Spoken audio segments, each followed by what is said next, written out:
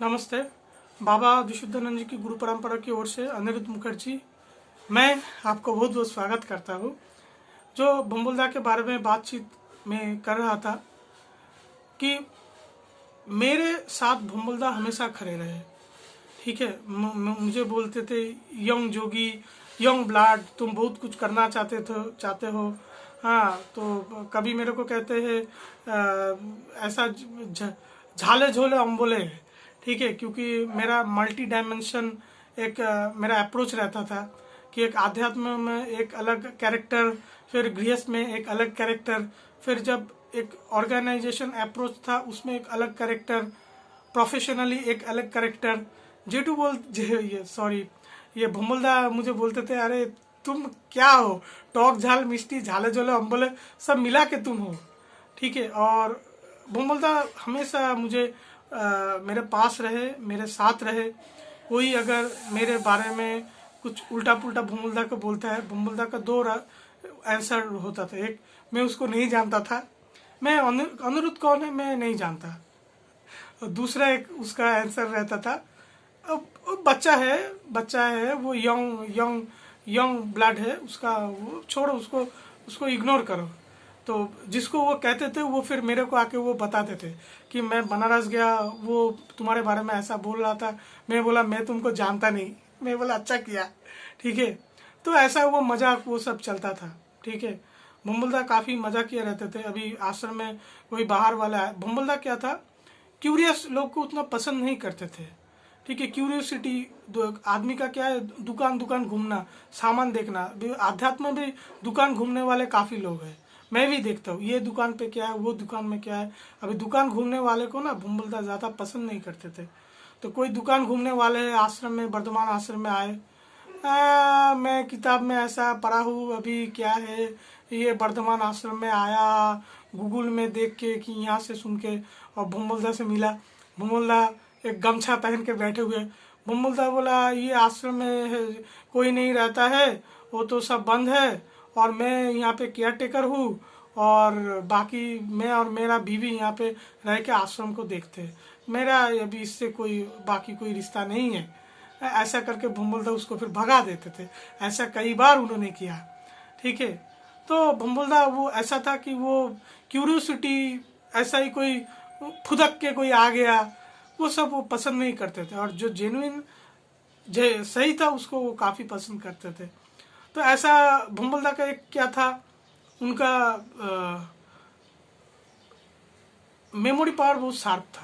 ठीक है, एकदम बाबा विशुद्धानंद जी का फैमिली का इंसाइक्लोपीडिया। किसी के बारे में भी पूछो, कोई घटना के बारे में पूछो, किस साल में हुआ, किस डेट में हुआ, वो कभी कभी उसको नोट करके रखते थे। और फिर आप बोलो, एक था उनका पावर, वो ड्रामा अच्छा कर लेते थे। वो मेजर जेठू के बारे में, वो फिर वो ड्रामा करके मेजर जेठू के पास गया, ऐसा ऐसा करके एकदम इतना वो, माने वही वही बोलने का तरीका, एग्जैक्ट डायलॉग, वो इतने तरीके से वो बोलते थे ना, मैं तो हंस हंस के लोट पोट हो जाता था। फिर जेठू को, मेरे जेठू को भी नकल करते थे। तो उनका मेमोरी बहुत शार्प था, और काफ़ी ऑर्गेनाइज्ड लोग थे। जो बमुल्ला के घर में हर एक चीज़ काफ़ी ऑर्गेनाइज्ड वे से रहता था। सब कुछ वो काफ़ी ऑर्गेनाइज्ड वो बमुल्ला थे, और टाइम मेंटेन करते थे। मैं कभी कभी टाइम फेल हो जाता था, और बमुल्ला टाइम के बहुत पक्के थे। इस टाइम में मुझे बुलाता तो मैं कभी देरी हो जाता, मेरे को फ़ोन लगाता, तुम नहीं आए, मैं आता जो दूर फंस गया। पर ऐसा कुछ था, डिसिप्लिन लाइफ था, टाइम के बहुत पाबंद थे, बात का बहुत पाबंद थे, कभी किसी को गलत उल्टा पुल्टा नहीं बोलते थे। पसंद नहीं करते थे मुंह पे बोलते थे, पसंद करते थे मुंह पे, वो उसको वो एक्सेप्टेंस दिल को छूता था। कोई ऐसा, फिर वो भुम्बुल्ला का मैं क्या बताऊँ। तो फिर वो सब चलता है। तो कुछ कुछ पहेलियाँ मैं अभी कुछ कुछ टॉपिक टच करके मैं ये इस एपिसोड को ख़त्म करूँगा। तो आप मोटा मोटा आप समझ लीजिए कि बम्बुल्दा से मेरा कैसा वो बातचीत मेरा चलता रहता था। अभी जिंदगी में एक बहुत बड़ा काम हुआ झलदा आश्रम को लेके। ठीक है, ये मैं आप लोगों से जरूर शेयर करना चाहूँगा। झलदा गुई बाबा पहले उसमें जाते थे, झलदा आश्रम में जाते थे, तो झलदा आश्रम काफ़ी अच्छा मेंटेन होता था। फिर गुई बाबा का जाने के बाद उनका जो पत्नी जी है वो भी झलदा कभी कभी जाते थे। तो फिर उनका भी उम्र होने लगा, फिर उनको भी जाना बंद हो गया। फिर झलदा आश्रम क्या हो गया, कोई नहीं जाता था, फिर वो खंडर माफिक बन गया। पूरा सब कुछ तोड़ ताड़ के, पूरा जानला दरवाजा फूट फाट के, फिर पता नहीं कोई एंटी सोशल रात को आके दारू पीता है, आई लव यू लिख रहा है, क्या सब घास वास, पूरा खंडर का माफिक वो हालत था। और जेठू जब थे, जेठू के दौरान मैं झलदा गया था, जेठू को फोटो लेके दिखाया था। फिर जेठू के जाने के बाद मैंने झलदा गया और फिर देखा कि जो झलदा में जो पंचमुंडी आसन का जो मंदिर है वहाँ का भी बहुत बुरा खस्ता हालत है। मिट्टी मिट्टी में सब लोट पोट ऐसा टूट फूट कैसा पड़ा हुआ है, माने देख के लगा वहाँ से सही से पूजा नहीं हो रहा है। तो फिर वहाँ से मैं फिर वो झलदा का जो राज परिवार के फैमिली उनको पास गया, मैं उनको पूछा ये पंचमुंडी आसन में क्या पूजा नहीं होता है? बोला कभी पूर्णिमा अमावस्या में पूजा हो जाता है, ऐसा करके बोला नित्य पूजा नहीं होता है। बोला नित्य पूजा बंद है, बहुत सालों से नित्य पूजा नहीं हुआ। तो फिर मैं भुम्बुलदा को बोला ये बाप दादा का जगह है, ऐसा क्यों पड़ा हुआ है, तुम ऐसा इनिशिएटिव लो। काफ़ी तब मैं उसको लेके काफ़ी मैंने किया। फिर भुम्बुलदा नेक्स्ट टाइम जब झलदा गए, एक पुरोहित को वहाँ अपॉइंट किया। तब से मैं ही और मेरा कुछ साथी है जो मिलके वो प्रिस्ट को वो मंदिर के पूजा के लिए और उनका सैलरी सब मैं क्रेडिट करता हूँ, हर महीने भेजता हूँ। तो ये झलदा के लिए एक अच्छा काम हुआ। उसके बाद ही वो झलदा में एक डॉक्टर साहब है, तो उन्होंने भुम्बुलदा को प्रपोज किया कि मैं झलदा में उनका नर्सिंग होम है, 30 साल से वो रहे प्रैक्टिस कर। उन्होंने बोला कि मैं ये आश्रम में साइड में एक इंग्लिश मीडियम स्कूल में खोलना चाहता हूँ। तो भुम्बुलदा मुझे फ़ोन किए, मुझे याद है तब मैं कलकत्ता में था, बस स्टैंड में, तभी भुम्बुलदा मुझे फ़ोन किया कि ये देखो ऐसा कुछ बात हो रहा है, तुम्हारा क्या कमेंट है? मैं बोला देखो भुम्बुलदा ये बहुत अच्छा प्रस्ताव है कि यहाँ पे झलदा में इंग्लिश मीडियम स्कूल नहीं, इंग्लिश मीडियम स्कूल पहली बार खुलेगा। और जो रामकृष्ण मिशन है वो इतना सफल मॉडल क्यों है? क्योंकि आश्रम के साथ वो स्कूल भी चलाया। स्कूल का छोटा छोटा बच्चा लोग वो आश्रम के वो परिवेश में बना, तो उनका नैतिक चरित्र का उन्नति हुआ। और जो बच्चे के साथ उनका गार्जियन भी आ रहा है, तो फिर वो आश्रम के बारे में पता चलता है। बच्चा भी जब बड़ा होता है, अगर 100 बच्चा बड़ा हुआ स्कूल से, 10 बच्चा भी अगर थोड़ा कुछ वो सेंटिमेंट वैल्यू लेके स्कूल के रिटर्न आया कि स्कूल के बुरे वक्त में अगर स्कूल के साथ खड़ा रहा, तो ऐसे ऑर्गेनाइज डेवलप करता है। तो इसलिए रामकृष्ण मिशन इतना सफल एक मॉडल है। तो झलदा में स्कूल खोलना बहुत अच्छा रहेगा कि स्कूल में बच्चे लोग पढ़ेंगे, और एक बार वो बच्चा आएंगे, बच्चे के साथ बच्चे का गार्जियन आएगा, बच्चा बड़ा होगा, तो झलदा में जैसा एक खंडर माफिक हालत बन गया, कोई वहाँ पे नहीं जाता, कोई कुछ नहीं हो रहा, वो फिर कभी नहीं होगा। वो एक रोलिंग वो बन गया, rolling stone gather no moss, ऐसा कुछ हो गया। तो मैं काफ़ी उसको मैंने समर्थन किया, मेरे ओर से बोला आप ये लेके काम आप करो, ठीक है, मेरे ओर से ये पूरा समर्थन है। फिर आश्रम में काफ़ी फिर वो लोग है, बोला ये बच्चा लोग अंडा लेके जाएगा तो फिर क्या होगा? मैं बोला उधर एंटी सोशल रात को आके दारू पीता है, उसका कुछ नहीं, खंडर बन गया उसका कुछ नहीं, सब तमाशा देखते रहे, एक दूसरे के ऊपर उंगलियां उठाने लगे। अब जब आश्रम में वो डॉक्टर साहब आ रहे हैं आगे बनाने, पैसा देने के लिए, आश्रम का ठीक ठाक कर देंगे, स्कूल भी बनेगा, तो तब तुमको बहुत बुरा लग रहा है सभी को।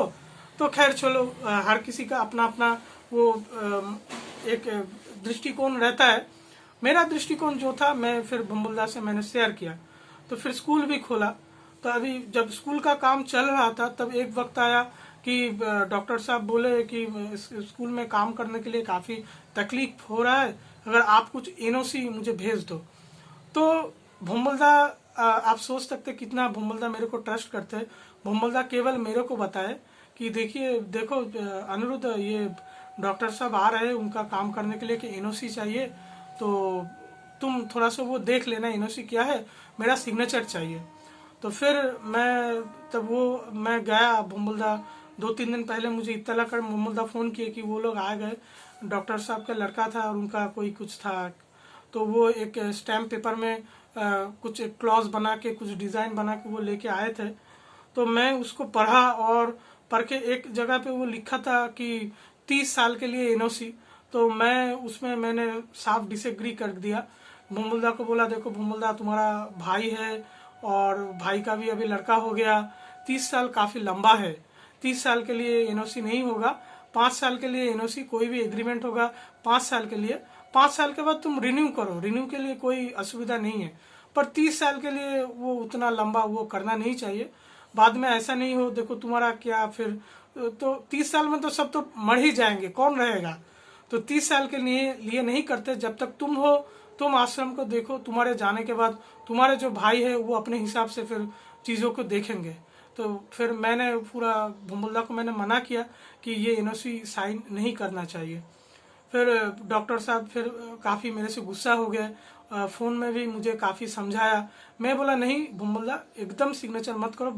डॉक्टर साहब को मैंने बोला कि अंकल को मैंने बोला कि देखिए मुझे पता है आपको बहुत उसमें असुविधा होगा, बहुत जल्द भुम्बुलदा जाएंगे और एनओसी और एग्रीमेंट का जो काम है वो सब करके आएंगे, मैं थोड़ा सा मैं यहाँ पे वकील से बात कर लेता हूँ।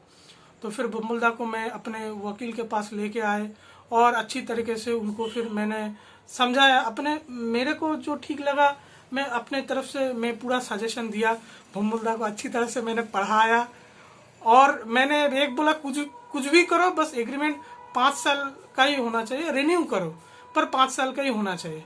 पर झलदा मैं नहीं गया भुम्बुलदा के साथ, फिर भुम्बुलदा झलदा गए और झलदा में और जो सब कोई है सब मिल के, मुझे पता नहीं भुम्बुलदा क्या कुछ करके आए उसके बारे में फिर मुझे नहीं पता। तो ये चीज़ को बताता है कि भुम्बुलदा मेरे को कितना प्रायोरिटी देते थे। किसी को ये चीज़ों के बारे में पता नहीं था, भुम्बुलदा मेरे को रहने के लिए बोला, मैंने अपना डिसीजन दिया, जितना मेरा समर्थन देना था वो दिया। पर ये जैसा तो फिर क्या हुआ कि झलदा में फिर पंचमुंडी आश्रम का काफ़ी खस्ता हालत था, स्कूल भी बन गया, अभी आश्रम भी काफ़ी साफ सुथरा हो गया, कलर भी हो गया। तो मैं बोला अभी सब कुछ हो गया, ये पंचमुंडी आश्रम का क्या हुआ, इधर तो वो वही का ढीपी हो गया, दरवाज़ा जानना ठीक नहीं है, मेझे फ्लोर में क्रैक आ गया और छत से पानी गिरता है, छत से धूल गिरता है, उसको रिपेयर करना चाहिए।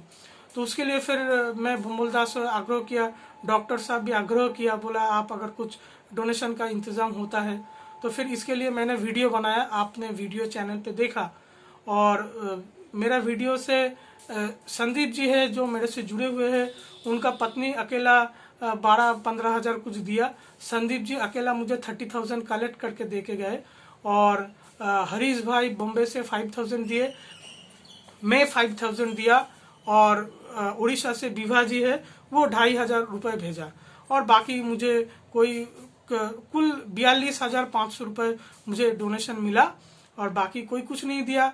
बाकी लोगों को लगा गुरु का काम है, मेरे को क्या करना है, और मैं भी गुरु से बोल दूंगा जब वो लोग मुसीबत में रहेंगे, बोला मैं वस्तु तुम्हारा क्या जाता है, तो ऐसा करके मैं बोल दूंगा ऐसा, ठीक है, गुरु के काम में जो साथ नहीं रहता तुम्हारे काम में भी गुरु साथ नहीं रहेगा।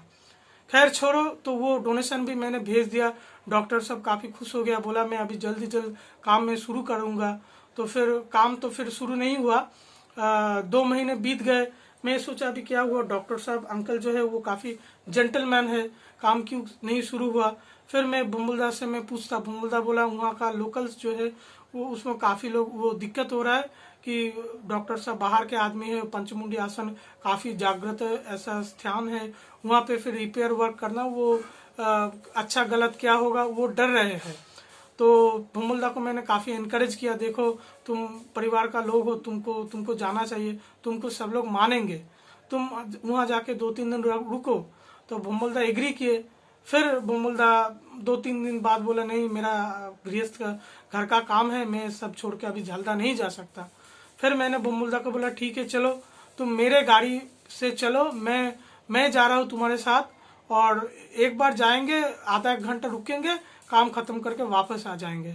तो भुम्बुलदा फिर मेरे बात माने और फिर वो हम लोग गए, उसके लिए भी वीडियो मैंने ऑलरेडी पोस्ट कर दिया कि ये एक बहुत बड़ा काम हो गया।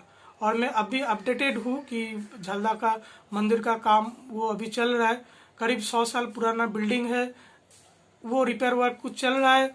अगले 50-100 साल अगर मंदिर ठीक से बना रहा तो बाबा जी का बहुत बहुत कृपा, इतना ही मैं कह सकता हूँ। तो झलदा के लिए ये बहुत अच्छा मेरा एक काम रहा। और दूसरा एक मेरा जीवन का एक अध्याय था कि मेरा शादी। तो मेरा शादी के दौरान भुम्बुलदा आए। भुम्बुलदा आशीर्वाद में मेरा बीवी को 1000 रुपीज़ दिया।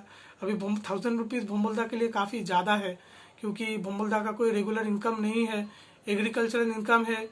तो डिसाइपल इतना प्रणामी तो नहीं भेजते हैं। प्रणामी भी कुछ भेजते थे, वो भी मुझे बताते, अरे अनिरुद्ध ऐसा ऐसा पैसा भेजा, ऐसा ऐसा कुछ। मैंने भुम्बुलदा मेरे को बताते थे तो खलास हो गया, हल्का हो जाते थे, ऐसा होता था। तो भुम्बुलदा मेरा बीवी को, मेरा शादी के दिन भुम्बुलदा गए, मेरा बीवी को आशीर्वाद किया। फिर जब रिसेप्शन था, रिसेप्शन में भुम्बुलदा और भाभी जी आए। मुझे बहुत अच्छा लगा। फिर कुछ दिन बाद मैंने आश्रम में गया तो भाभी जी बोला, तुम्हारा बीवी के लिए मैं एक साड़ी लिया दुकान जाके, तुम वो साड़ी देखा, पसंद आया? तो अभी ये बंगाल में क्या है, मुझे बाहर वाले में उतना पता नहीं। बंगाल में अगर कोई कुछ गिफ्ट देना होता है ना, वो मैक्सिमम वो फॉरवर्ड होता है। मेरे को कोई ओकेशन में गिफ्ट दे के गया, अभी सामने मेरा कोई ओकेशन आया, वो गिफ्ट पैक करके आगे निकल दो। तो बहुत रेयर इशू रहता है कि किसी के लिए हम लोग दुकान में कुछ गिफ्ट लेने को जाए। तो मुझे बहुत अच्छा लगा कि भाभी जी मेरे वाइफ के लिए साड़ी लेने गए, और मैं वाइफ को बोला, देखो तो यह क्या साड़ी है। तो साड़ी मिला और बहुत अच्छा साड़ी था। तो जो अपनापन मुझे लगा, जो मेरा घर में अगर कोई ओकेशन रहता था, पहले बार मेरे घर में 3 बार मैं लोगों को खाना खाता था, खिलाता था। एक नववर्ष के दौरान, दूसरा दुर्गा पूजा के दौरान, और तीसरा जन्माष्टमी में। तो कभी भी मेरे घर पे कभी भी ओकेशन कुछ भी रहता था, भुम्बुलदा को बुलाता, भुम्बुलदा हमेशा आते थे। दूसरों का अगर कुछ इनविटेशन था, वो कैंसिल करके आते थे और मुझे बताते थे, वो मेरे को इनवाइट किया था, फिर मैं तुम्हारे काम पे ही आया। तो मेरे लिए ये जीवन का एक बहुत बड़ा एक एसेट है कि मेरे जीवन में हर एक पड़ाव में, हर एक सजेशन में, हर एक क्षेत्र में भुम्बुलदा मेरे पास रहे। हालांकि भुम्बुलदा के लिए मैंने ऐसा बहुत कुछ तो मैंने नहीं किया, फिर भुम्बुलदा मेरे साथ रहे, हमेशा रहे। ठीक है, तो ये चीज़ तो अभी तो भुम्बुलदा से मेरा ऐसा ही चलता रहा। और अभी फिर ऐसे ही सब दिन जब चल रहा था, तो अब बारी आई भुम्बुलदा को अलविदा कहने के लिए, जो मैं अगले वीडियो में आपको बताता हूँ।